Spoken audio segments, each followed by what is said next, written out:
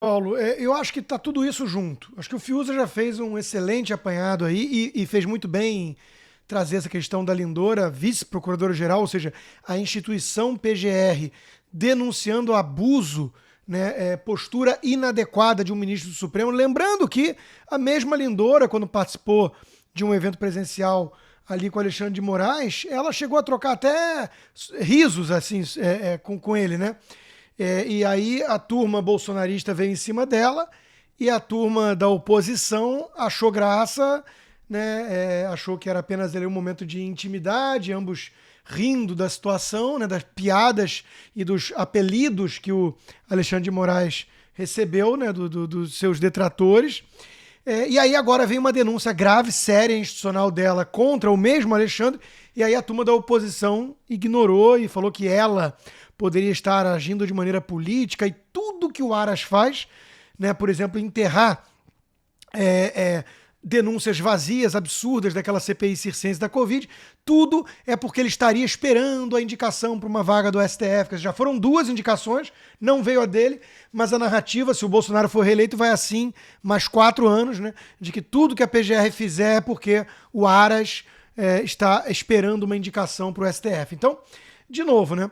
Eu acho que a gente consegue juntar tudo isso no liquidificador, bater e sair uma coisa mais monolítica. Um denominador comum. Qual seja, todo esse sistema, os monstros do pântano, o centrão fisiológico, uma ala, a outra ala é verdade, tem uma turma que está com um governo, sim, de olho em ter nacos do poder, não necessariamente com um esquema azeitado e livre de corrupção comandada pelo Planalto, como era no tempo do PT. Mas uma ala forte do centrão fisiológico, sindicatos que lamentam o fim do imposto sindical, por exemplo, acadêmicos que sempre flertaram com a extrema esquerda mesmo, artistas com saudade dos tempos de vacas gordas da Lei Rouanet e o esqueminha da máfia do Dendê, empresários corruptos que se locupletavam por meio de estatais e tudo mais. Muita gente está, de alguma forma, com saudade dos anos do PT. E essa turma toda está unida pelos piores motivos, fantasiados e mascarados de nobreza, para tentar derrubar um presidente eleito ou impedi-lo de ser reeleito, né?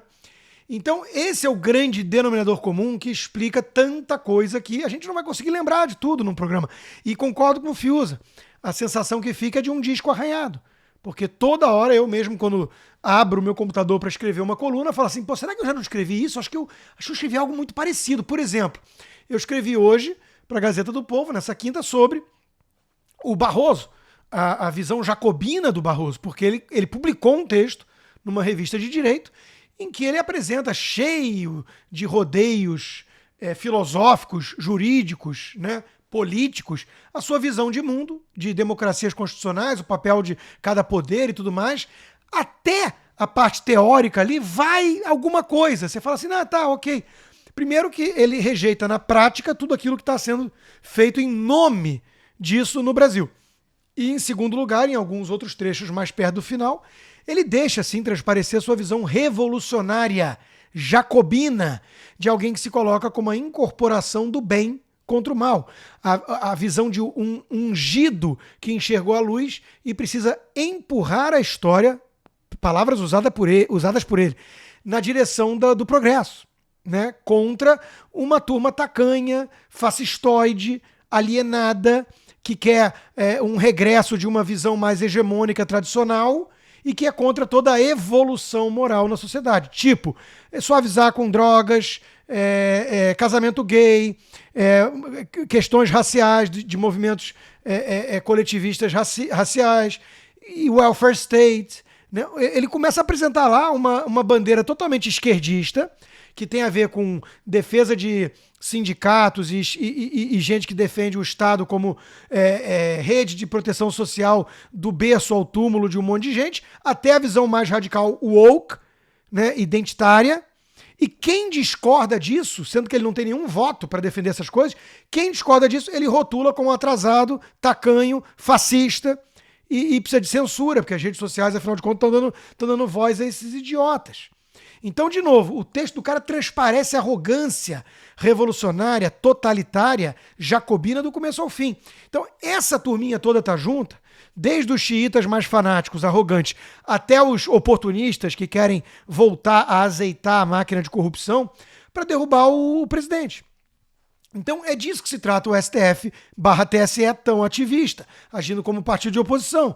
É disso que se trata outro tema que vamos discutir mais em detalhes, a imprensa do mais, que você mesmo, Paulo Pozzonov, escreveu um artigo excelente, resgatando Milor Fernandes e tudo, que a turma desvirtua aquela frase dele, né? A imprensa é oposição, o resto é almoxarifado, e acha que tem que ser, então, desonesta na sua missão partidária, enviesada, catar pelo em ovo, quando não encontrar, criar, demonizar o atual governo, posturas que não eram vistas antes, né? Então, de novo, o problema é Bolsonaro, entre aspas.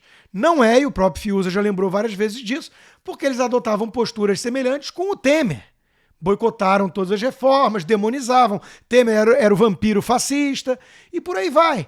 Então, assim, tudo que nós estamos vendo aqui, que tem uma convergência, diz respeito a esse objetivo, esse é o intuito dessa turma toda estranha reunida, né? E o método que eles estão adotando é o seguinte: vislumbrar golpes ou problemas futuros, aí vem a questão do MANS, né, e tudo. O 7 de setembro vai ser uma ameaça à democracia. Vamos ter aqui, se o Bolsonaro perder, um 6 de janeiro que nem a invasão do Capitólio. Tudo isso sendo destilado como uma narrativa coesa por essa patotinha toda, por esse clubinho todo, para justificar os verdadeiros golpes no presente. O viés totalmente inadequado e fora de propósito da imprensa, que não reconhece nenhuma virtude, nenhum acerto, nenhuma melhoria do cenário nesse governo, do Supremo, que é ativista e que persegue o presidente, né? Então, a turma passa pano ou aplaude como cúmplice isso tudo em nome de um negócio futuro que vai acontecer aí se o Bolsonaro perder. Então, de novo, né? É um negócio surreal que estamos vivendo. Surreal. E o mais espantoso, na minha opinião, e eu já disse que esses hoje passaram a ser os meus principais alvos, porque quando o Lula é cínico a esse ponto, quando o PSOL é radical, sendo PSOL, né, tá tudo certo. Tá tudo errado, mas tá tudo certo dentro do esperado. É o que eles sempre fizeram. O problema é a turma limpinha. O problema é o isentão. O problema é o pseudo-liberal. O problema é o cara que até ontem se dizia conservador, o cara que reconhecia o viés esquerdista da imprensa e sempre denunciou isso, ou o cara que defende Estado democrático de direito. Império das leis e a função do Supremo Tribunal Federal como guardião da Constituição e não como legislador. Esses caras estão todos calados na melhor das hipóteses. E 90% do tempo, no fundo, estão demonizando o Bolsonaro. Ou até mesmo, de maneira explícita e direta, sustentando, justificando esses atos todos inadequados, para usar um eufemismo, que estão vindo do Poder Judiciário ou da própria imprensa. Então, de novo, né, é um negócio, na minha visão, em que pese Temer ter passado por isso, Alckmin, Serra já foram chamados de fascistas pelo PT, tudo bem, né? Em que pese isso não ser algo totalmente inovador na política brasileira, eu vejo, em termos de magnitude, de grau e de união dos monstros do pântano, algo sem precedentes. Algo sem precedentes. Eu nunca vi alguém tão atacado, tão difamado e colocado tanto como um futuro golpista, a ponto de, como o Bolsonaro, a ponto de justificarem tantos abusos e absurdos contra o seu governo no presente. Eu tive a oportunidade de entrevistar 2 nomes importantes nessa cartinha, que a imprensa só fala dessa cartinha, de uma ala da Universidade de Direito da USP, ignorando a outra cartinha que surgiu depois e tem mais assinantes, em defesa das liberdades. Essa é ignorada pela imprensa. Mas eu entrevistei o Miguel Reale Júnior e um dos professores lá da USP, que é fundador da ideia da cartinha. Eu perguntei para ambos, pedi a ambos, para que me apontassem um ato concreto deste governo em 3 anos e meio que realmente atentasse contra a nossa democracia. E os dois saíram pela tangente, fugiram pela esquerda. Então, de novo, nós não temos nada factual, nada material, nada concreto que diga Bolsonaro está destruindo a nossa democracia, está ameaçando a nossa democracia. Por outro lado, nós temos inúmeras coisas para apontar, e a ponto da gente virar repetitivo aqui e puder passar, poderíamos passar 3 programas só elencando a listinha de abusos e ataques do judiciário ou desvios e absurdos da imprensa ao cobrir esse governo. Podíamos passar aqui dias fazendo isso e a turma toda está fechando os olhos para isso, porque afinal de contas o alvo deles é Bolsonaro, então tudo está justificado. De novo, o mais perigoso não é nem mesmo o cínico.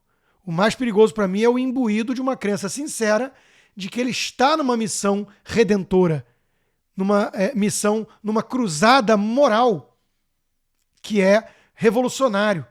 Esse é o mais perigoso. Então, com os Gilmar Mendes da vida, com os MDBs da vida, a gente consegue lidar de certa forma.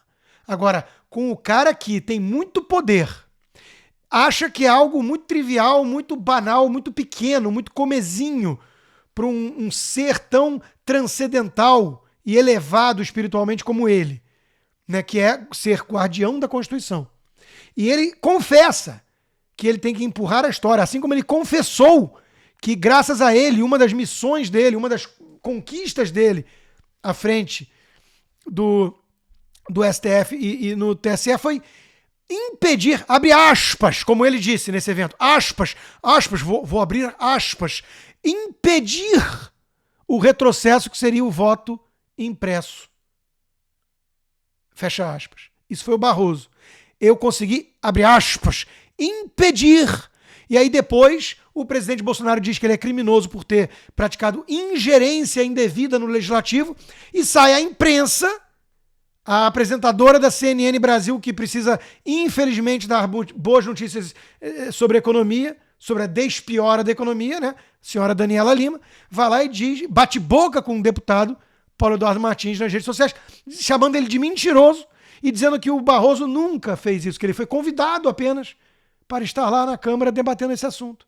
Sendo que ele se vangloria de ter impedido, ou seja, fez lobby, praticou ingerência. E convite por convite, cá entre nós, o Senado convidou ministros do Supremo para falar de ativismo, nenhum apareceu. Eles têm tempo para live com influencer, live com defensores de legalização de drogas, palestras no exterior para falar do golpismo e do populismo do atual governo. Para isso tudo eles encontram tempo. Só não vão no Senado prestar esclarecimentos aos representantes do povo que os convidaram. Então, é com isso que a gente está lidando aqui, Paulo. A gente pode passar dias apontando os absurdos dessa gente, desse establishment, e ninguém é capaz de me apontar um único ato concreto do governo Bolsonaro que, de fato, represente uma enorme ameaça contra a democracia. Então, nós estamos no Minority Report.